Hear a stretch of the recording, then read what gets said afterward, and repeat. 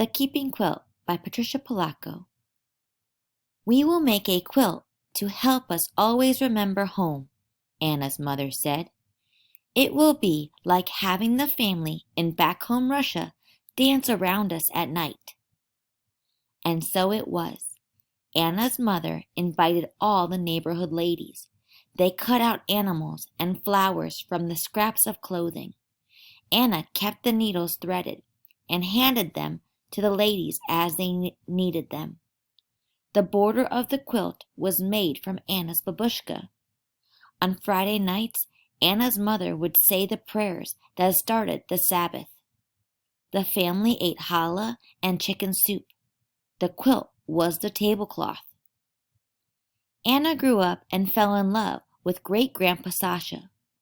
To show he wanted to be her husband, he gave Anna a gold coin, a dried flower, and a piece of salt, all tied together in a linen handkerchief.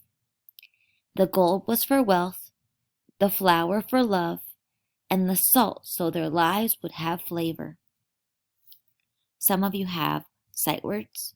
The phonic sound is E.